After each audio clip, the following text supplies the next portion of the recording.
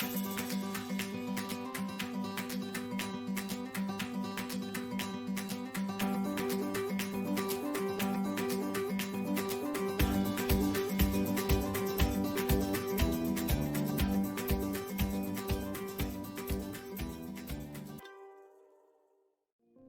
mempersembahkan medali perunggu bagi kontingen Merah Putih pada SEA Games Filipina, Rahmat Yanto, atlet skuas Riau, meluangkan waktu dan menyisihkan uang pembinaan yang diterima dari KONI Provinsi Riau untuk membantu sesama.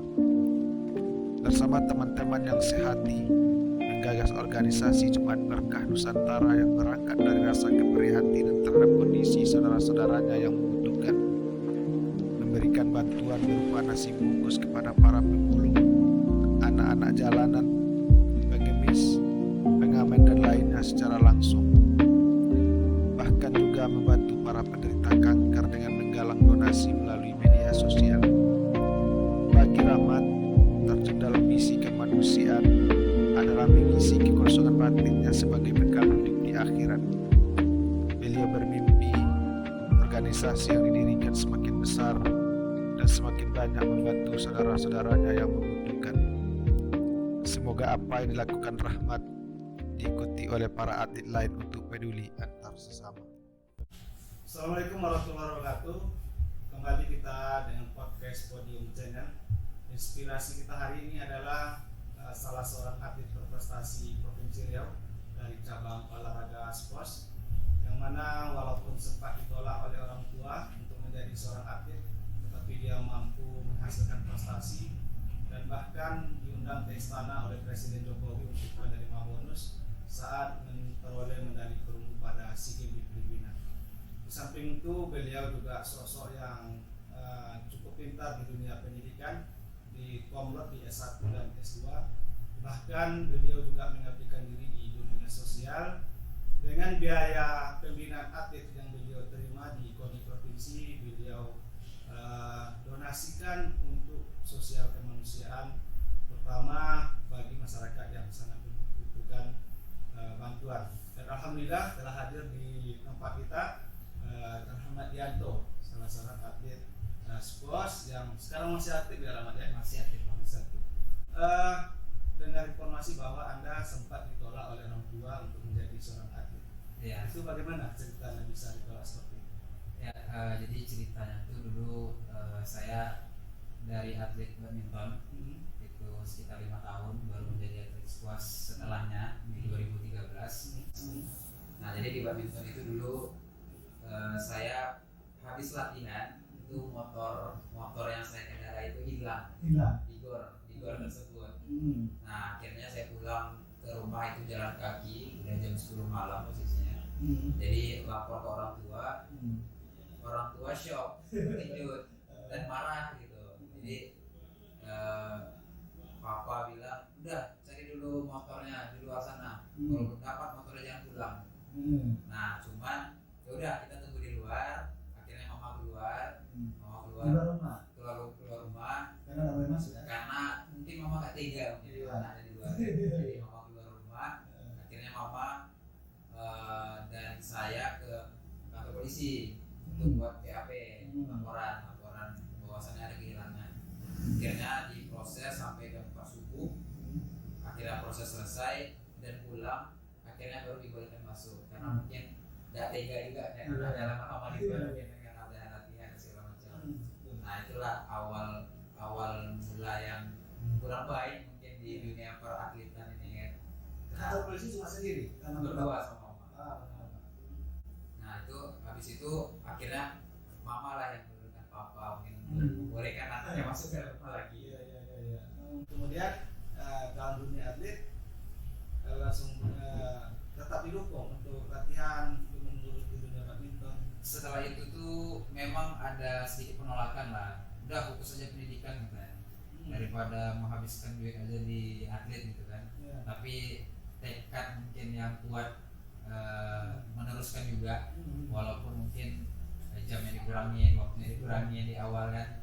Tunggu orang tua nggak marah lagi baru seperti normal biasa. Nah, akhirnya ada waktu itu kejuaraan Bang Rio Open namanya kalau badminton. akhirnya juara 3. Karena menurut saya orang tua itu kan hanya butuh pembuktian. Jadi kalau kita udah membuktikan, insya Allah orang tua pasti akan mendukung apapun itu yang kita lakukan. Nah akhirnya juara, setelah juara itu baru ada dukungan berikutnya gitu. Ya udah, silakan aja berlatih lagi gitu. Juara tadi gitu. Berarti sudah menghasilkan ya. Karena udah ada hasilnya, jadi diperbolehkan mungkin untuk melanjutkan. Karena kan sekarang prestasi tertinggi kan atlet SEA Games ya, di sport. Kok bisa ke sport? Sekarang kan badminton pada awalnya. Ya, jadi saya tuh badminton yang jauh itu mengikuti sirkuit nasional 2009 di Medan. Itu naik bus. Jadi mungkin saya juga termasuk salah satu orang kampung mungkin. Jadi kepengen naik pesawat dan kepengen tahu dan nginjakin kaki di Jakarta. Nah, jadi ada teman dia dari badminton juga ke squash dan dia udah ngerasain pergi ke Malaysia, pergi ke Jakarta, pergi ke Bandung dan segala macamnya. Jadi saya tertarik untuk itu sebenarnya. Naik pesawat dan nginjakin kaki di Jakarta. Nah, akhirnya saya terima tawarannya di Mei 2013 untuk ikut berlatih squash. Akhirnya di akhir tahun 2013 saya diberangkatkan untuk ikut juara pertama di squash di Jakarta. Walaupun hasilnya tidak bagus, bahkan masih 32 besar, tapi di situ awal mula saya untuk lebih bersemangat latihan karena melihat peluang dan cabur ini bisa membawa saya kemana aja gitu. Itulah awal mulanya kenapa saya pilih untuk squash.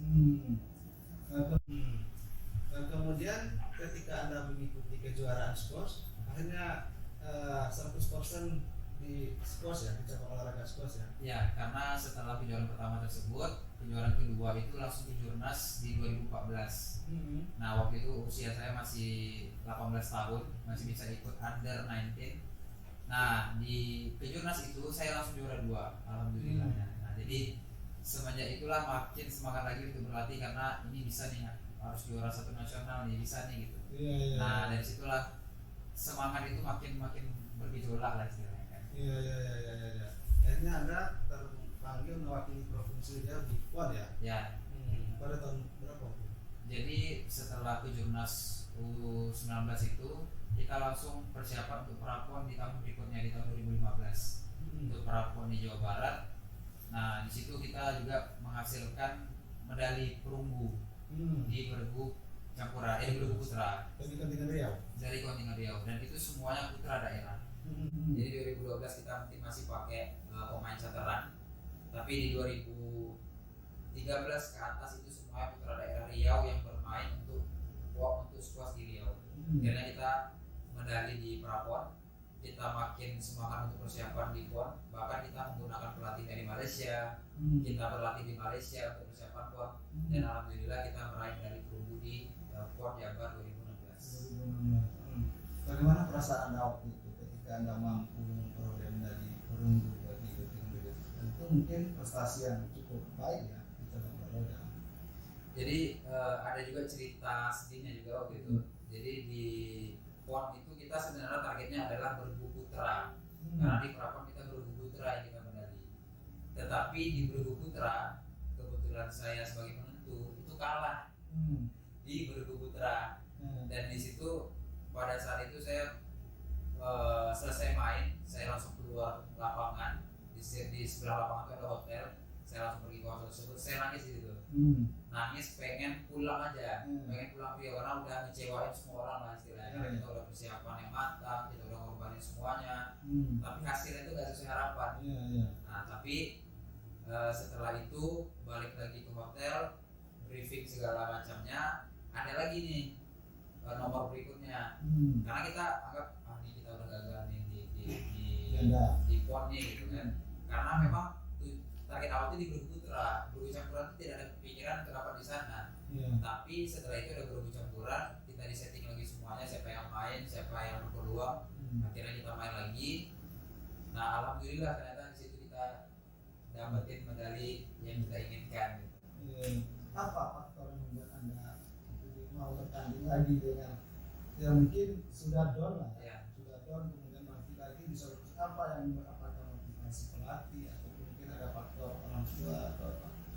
Motivasinya sih lebih ke diri sendiri aja, karena selalu coba berpikir positif.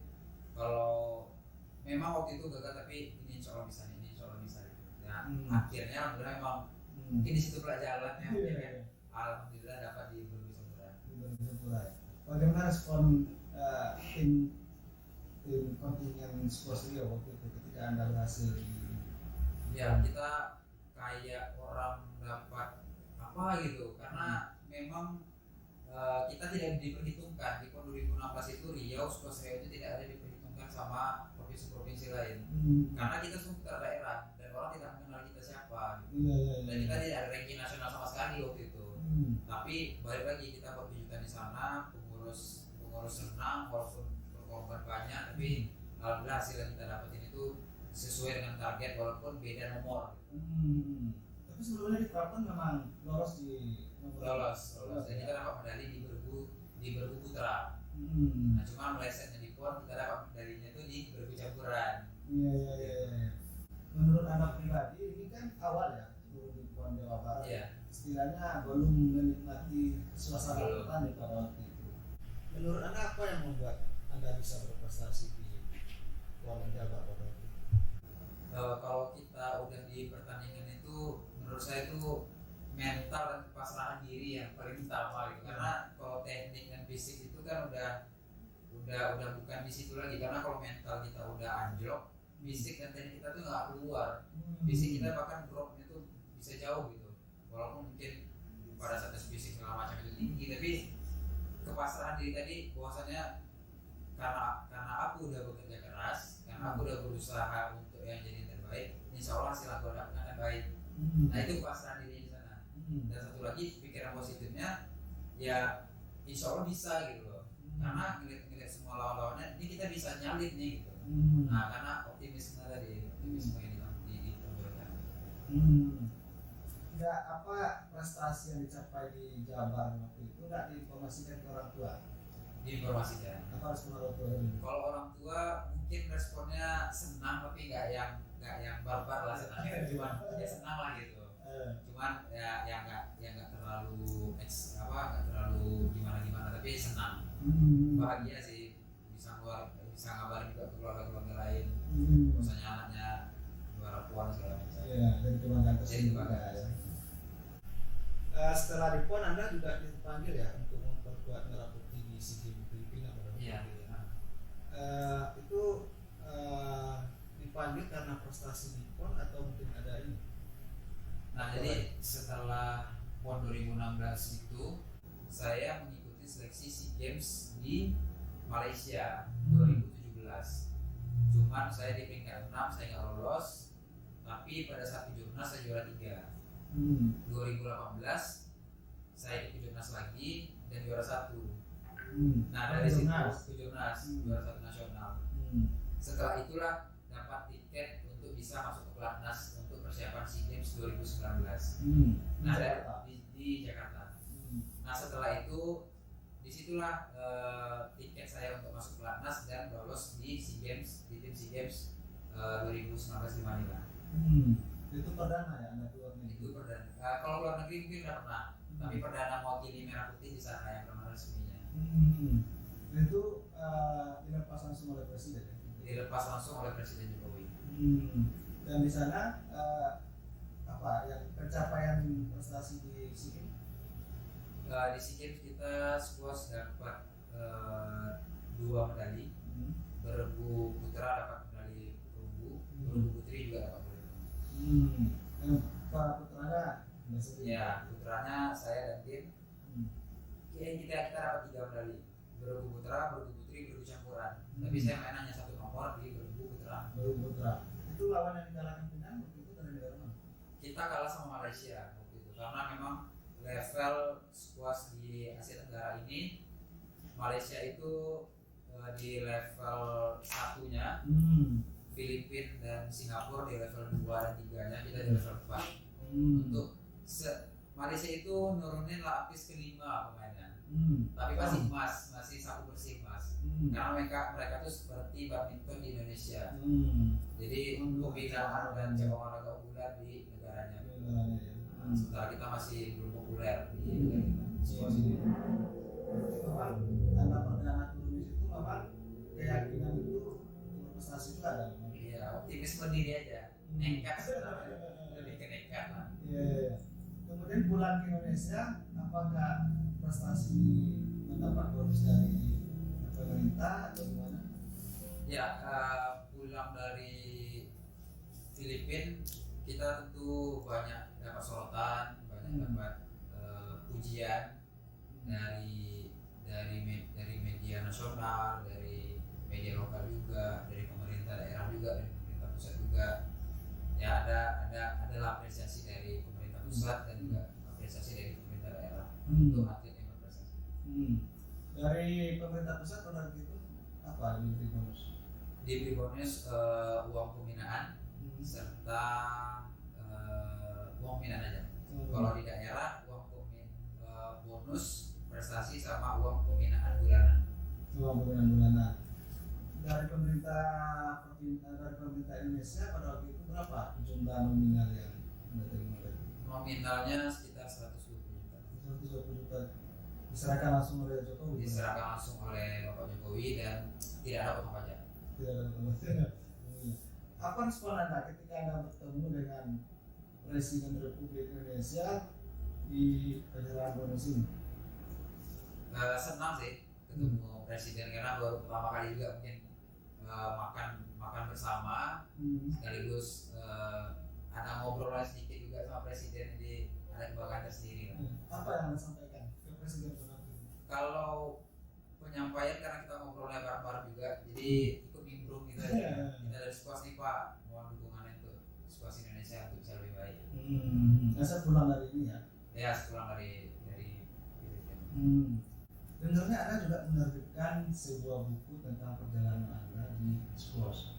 Itu bagaimana bisa Anda membuat sebuah buku di situ? Menceritakan tentang apa ini?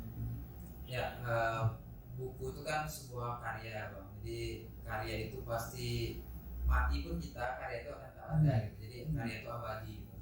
Jadi kepikiran saya setelah saya lulus, setelah saya menempuh S2 kemarin, ya apa salahnya kita coba buat buku juga gitu kan. Apalagi nih nggak pernah ada atlet yang masih aktif gitu untuk dia buat buku gitu loh. Kecuali dia mungkin udah pensiun dia baru buat buku biasanya kayak gitu. Nah itu tantangan tersendiri tuh. Jadi saya kayak kepengen aja gitu. Ini kayaknya harus dibuat nih gitu. Biar ada karya yang ditinggalkan walaupun nanti kita gimana lah gitu kan. Nah jadi itu juga terinspirasi dari awal gimana saya menjadi atlet sampai akhirnya saya meraih medali di SEA Games. Judul bukunya tuh Sadar Atlet Amatir karena saya di squash belum profesional. SEA Games itu kan multi event jadi bukan turnamen profesional. Nah sampai saat ini juga tidak ada satupun pemain Indonesia dari cabur squash yang bisa bermain di profesional. Nah ini juga sebenarnya tantangan tersendiri untuk squash Indonesia supaya Anda menerbitkan atlet siapapun atletnya yang bisa bermain profesional di luar negeri. Itu dilempar ke pasaran? Dilempar ke pasaran. Gimana respon pasaran? Alhamdulillah respon yang saya terima cukup baik dan mereka juga cukup antusias untuk membaca buku yang saya terbitkan. Itu bukunya tentang squash atau mungkin tentang diri seorang atlet Darmayanto terhadap perjuangannya sampai berprestasi atau seperti apa? Itu autobiografi. Jadi memang perjalanan karir di atlet saya dari pertama kali kenapa saya mencoba menjadi atlet sampai akhirnya saya meraih medali di SEA Games. Sekitar butuh waktu 10 tahun untuk saya dari mimpi saya cuma lihat TV. Akhirnya saya benar-benar mencium bendera merah putih itu di 10 tahun kemudian. 10 tahun baru bisa berhasil. 10 tahun baru benar-benar cita-cita itu tercapai. Berarti memang bukan instan. Bukan instan. Tidak ada yang instan gitu. Inti dari buku itu apa sebenarnya? Inti dari buku itu gimana jatuh bangunnya saya untuk mencapai cita-cita saya yang saya mimpikan hanya dari TV. Saya pengen ada di podium itu seperti mereka.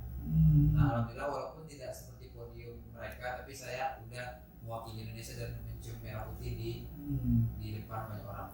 Nah itu tidak termimpikan sebenarnya. tidak terbayangkan akan kejadian gitu, tapi alhamdulillah kejadian setelah 10 tahun bermimpi. Tapi Anda sadar kan itu bukan mimpi kan? Nah, setelah Anda menggeluti dunia olahraga ini, Apakah tidak berpengaruh terhadap pendidikan Anda baik di S1 maupun di S2?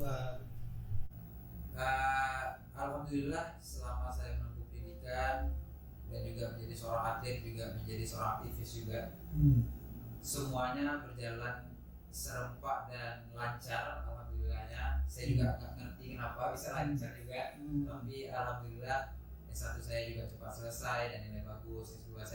S2 saya yang agak terlambat, harusnya 2 tahun jadi 2,5 tahun, karena 1 tahun harus TC di Jakarta, tidak boleh di Bandung. Karena saya kuliah di Bandung, walaupun itu ya itulah mungkin sedikit dinamika saya dalam kendala dalam dunia pendidikan. S1 di mana? S1 di Undri, S2 di UPI Bandung. Oh, di Bandung. Itu gaya pribadi? Biaya pribadi, Bukan beasiswa dari... nggak ada beasiswa dari manapun. Dan nilai akademik Anda di S1 dan S2 Cukup memuaskan. memuaskan ya?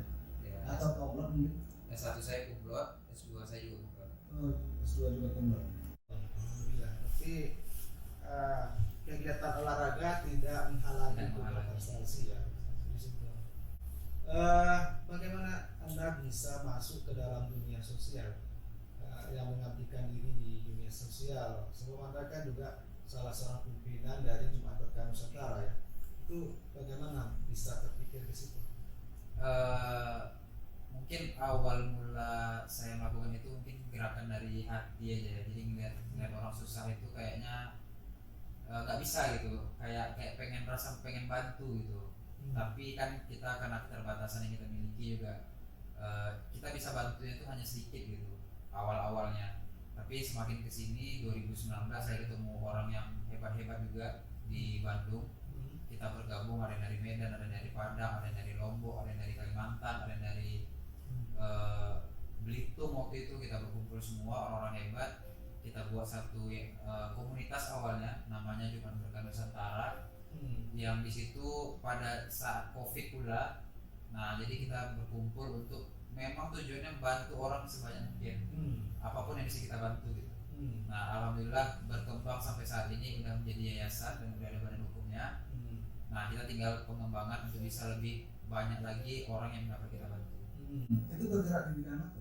Bergerak di bidang sosial, banyak program yang udah kita jalanin, baik bagi-bagi nasi di jalan, baik bantu pejuang kanker, baik membantu pembangunan masjid, membuat acara kegiatan untuk motivasi anak-anak panti asuhan dan anak jalanan, dan juga banyak lagi kegiatan-kegiatan yang kita buat ke depan.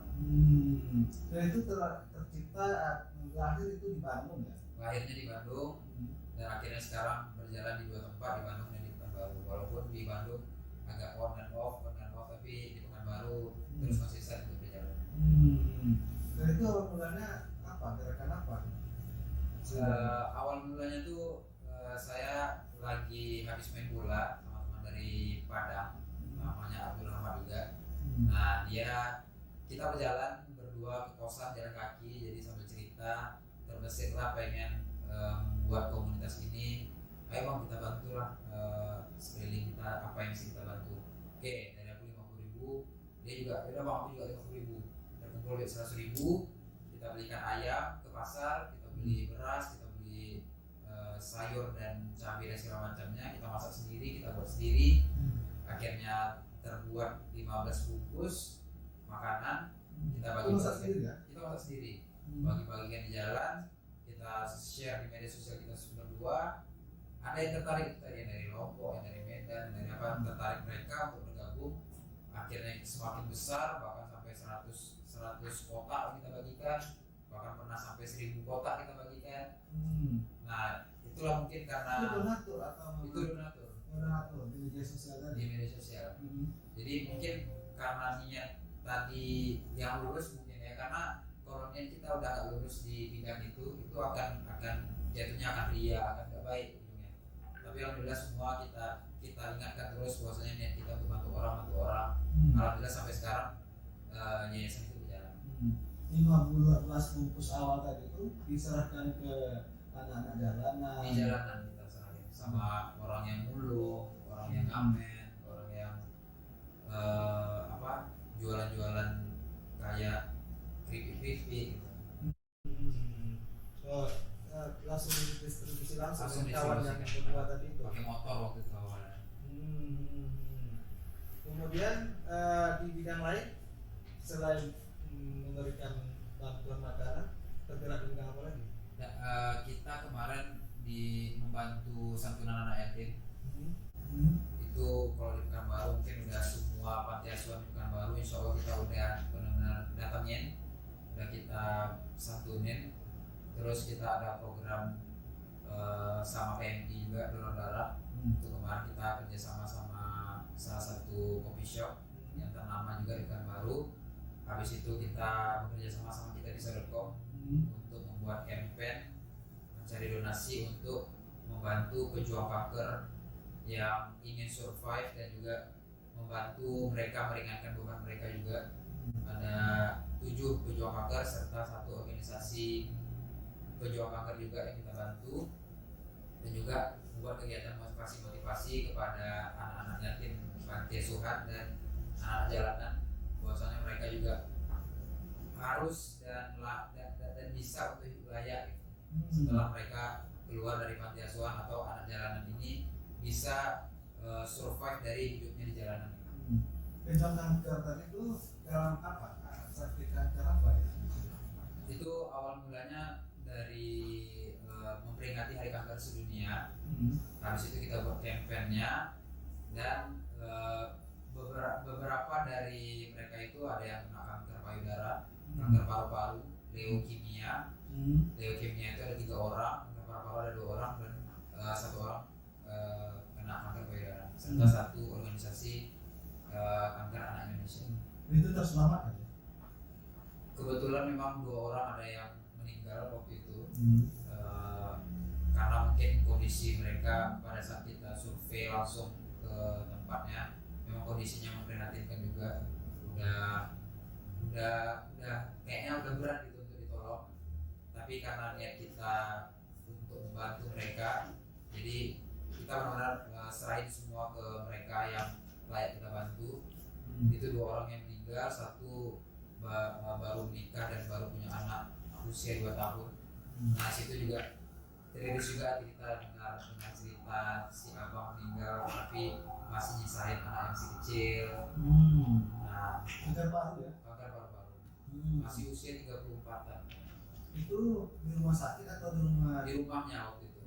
Kayaknya juga keluarganya udah pasrah mungkin waktu itu. Jadi ya seperti itu. Apa yang mereka sampaikan ketika kalian membantu?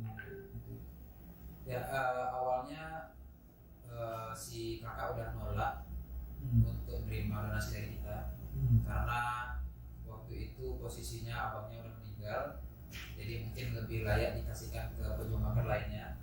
Nolak ya? Nolak meninggal. Tapi karena kita udah ngeliat langsung kondisinya dan mungkin ini rezeki anaknya gitu, kita mikir gitu, ini mungkin rezeki anaknya, jadi tetap kita berikan. Nah situlah terjadi interaksi rohani tadi yang saya bilang, ada harunya, ada sedihnya, ada rasa bersyukurnya kita masih bisa hidup seperti biasa gitu loh. Nah jadi itulah mungkin orang gak kepikiran mungkin yang didapatnya mungkin hanya kesenangan atau apa, justru malah hal-hal yang nilai-nilai yang kayak gini yang kita cari sebenarnya dalam kita berkegiatan sosial. Dan itu dari mana sebenarnya sumber dana untuk bisa membantu mereka? Kalau dari yang pejuang kanker itu kita memang kerjasama sepenuhnya sama kita di Sadarkom. Tapi di luar dari pejuang kanker itu kita mencari donasi di media sosial kita aja, baik share di Facebook, di Instagram, di WA. Jadi orang yang tergerak hatinya untuk berdonasi mereka bisa berdonasi sama kita, ya kita akan salurin. Dan itu memang respon positif ya? Respon positif sejauh ini masih respon positif dari semua donatur kita. Sampai berapa nominalnya dari kumpul dari donatur? Yang paling besar itu kita dapatnya 125 juta. 125 juta. 125 juta Terkumpul ya? donasi terkumpul.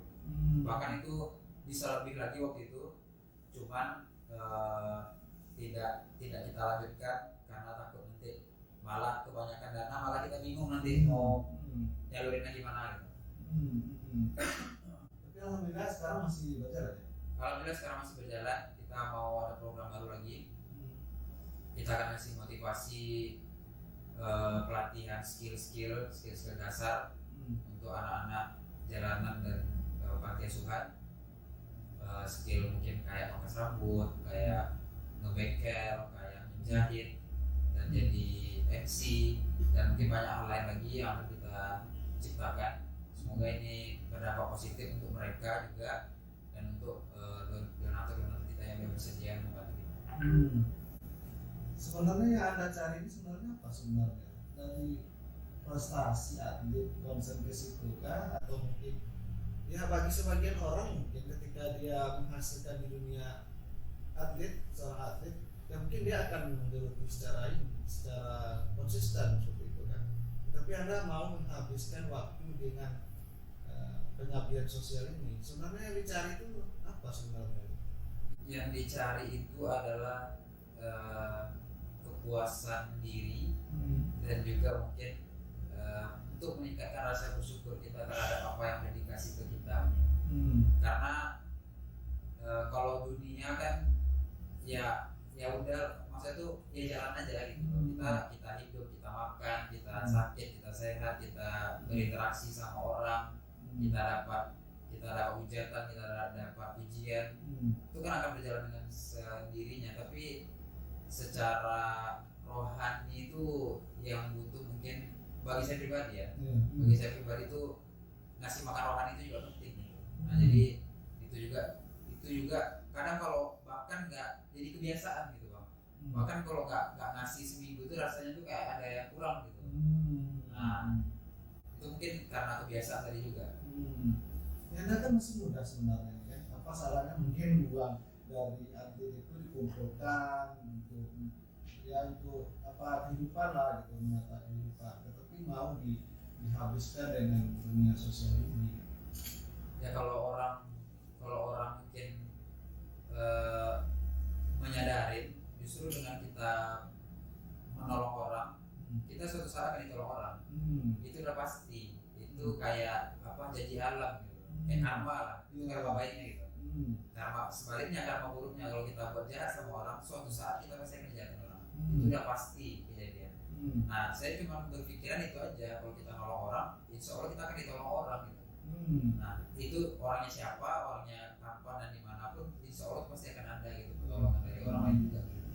Kalau Allah udah pasti nolong kita. Dan bahkan uang pembinaan atlet yang Anda terima dinonasikan begitu? Ya, sebagian saya donasikan karena balik lagi karena gerakan hati yang nggak bisa ngeliat orang mungkin susah, jadi saya berniat untuk itu. Ya semoga niat baik saya ini nggak menjadi ria ke depannya. Itu yang terus saya jaga dan saya ingatkan juga ke teman-teman yang berada di Yayasan Obat Nusantara. Karena kalau kita udah menjadikan ini sebagai keriaan kita, itu akan kehancuran datangnya. Itu pasti cepat atau lambat. Semoga berapa orang teman-teman yang sedikit? Kita sekarang tinggal 6 orang karena memang di organisasi kita ini masih organisasi kecil yang masih baru mau berkembang, masih istilahnya itu masih kayak anak bayi, itu masih umur 1 bulan lah, jadi belum tahu apa juga. Jadi siapapun yang mau bergabung silakan. Dan di dalam organisasi ini juga bukan orang baik-baik semua bang, dan bahkan nggak ada yang ustaz itu nggak ada. Ya. Jadi memang benar-benar pergerakan hati mereka juga yang pengen bekerja sama dengan kita untuk membantu orang juga. Dan itu tidak ada honor ya?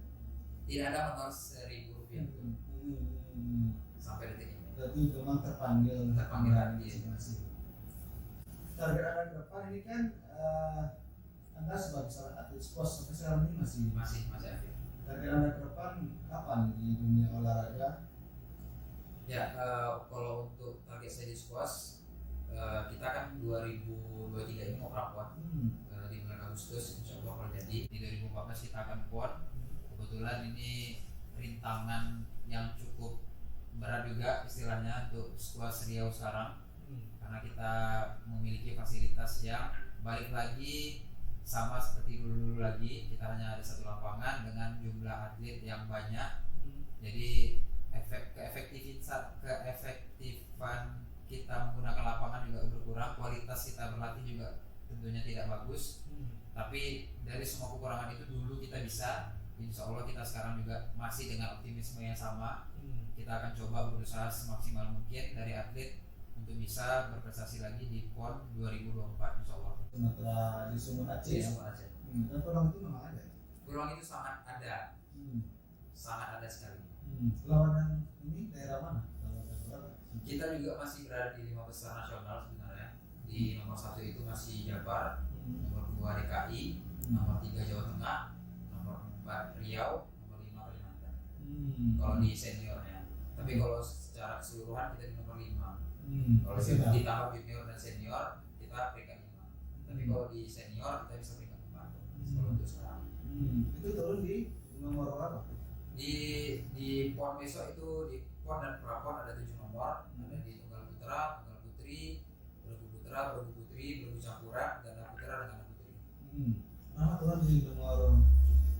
Sekarang masih bayangan itu turun di tunggal putra karena ada ranking nasionalnya. Jadi semua tunggal terbaik putra harus turun di sana, tidak bisa menolak. Dan yang kedua baru kita cari coba mana yang paling berpeluang untuk kita. Sejauh ini masih di bergu putra, tapi kemungkinan akan di nomor lain disiapkan juga kemungkinan. Karena satu pemain hanya boleh 2 nomor. Jadi saya udah pasti turun 1 nomor di tunggal putra, tidak bisa menolak, dan satu lagi akan dicari alternatif mana yang terbaik buat saya. Untuk berpeluang Berpeluang medali. medali. Kemudian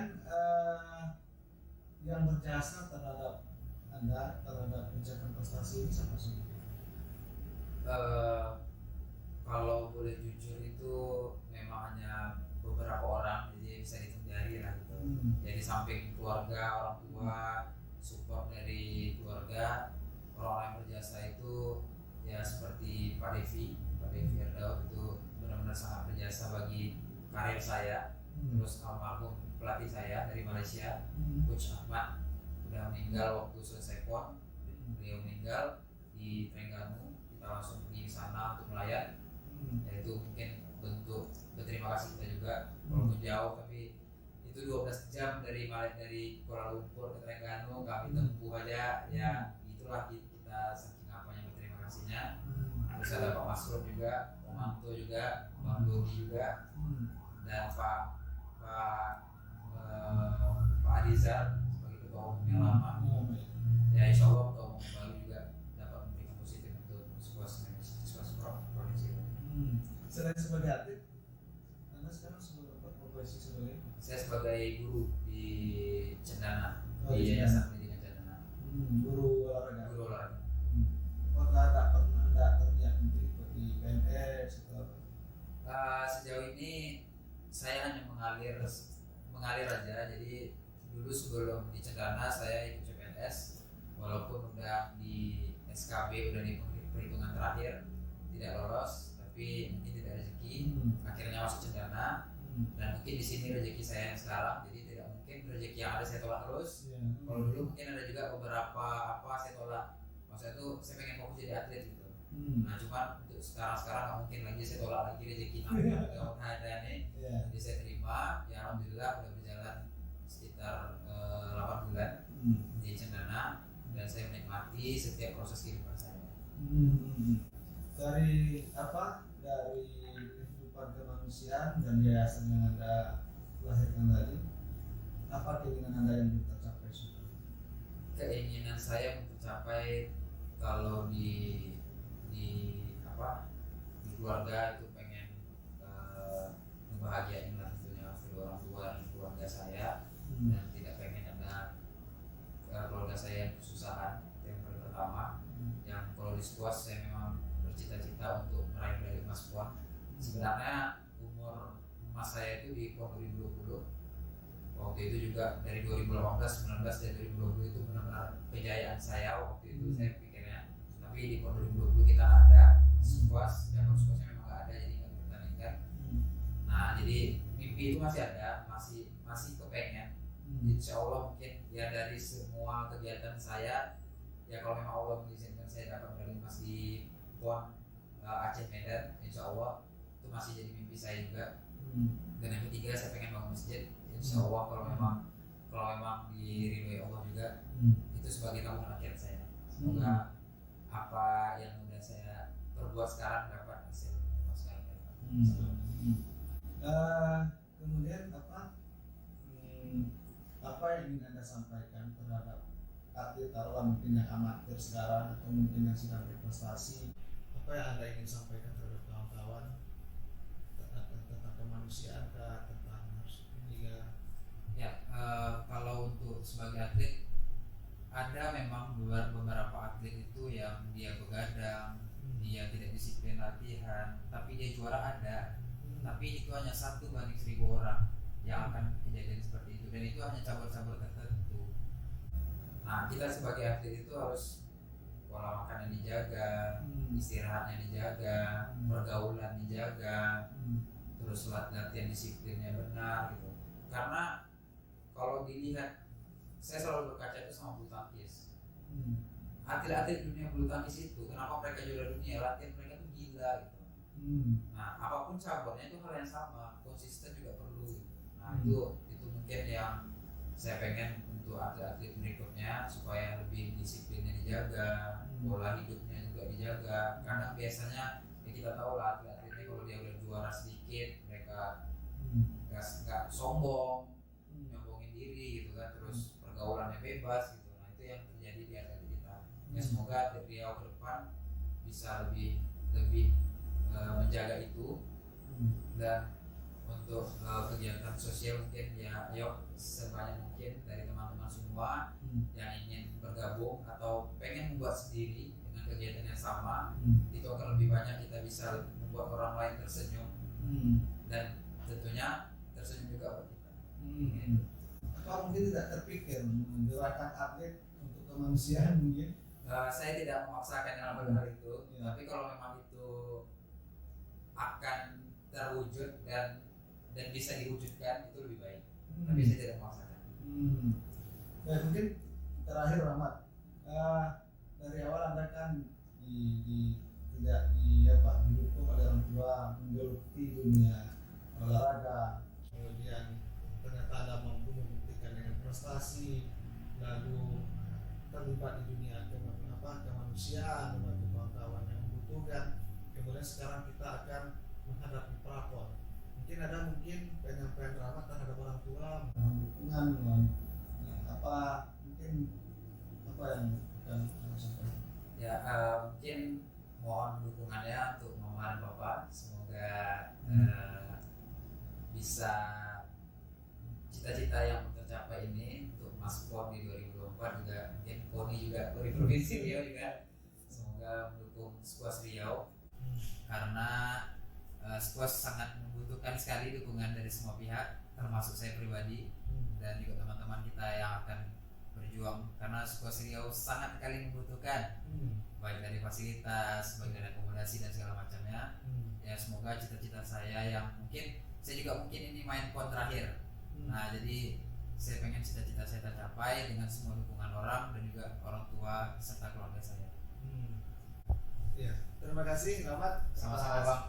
Inspirasi hari ini yang begitu luar biasa, seorang atlet yang berprestasi, menghasilkan buku, kemudian terlibat di dunia kemanusiaan. Semoga apa yang dicita-citakan, terutama untuk membangun masjid, bisa tercapai, dan kami mendoakan semoga Tuhan selalu memberikan keleluasaan jalan untuk mencapai. Terima kasih.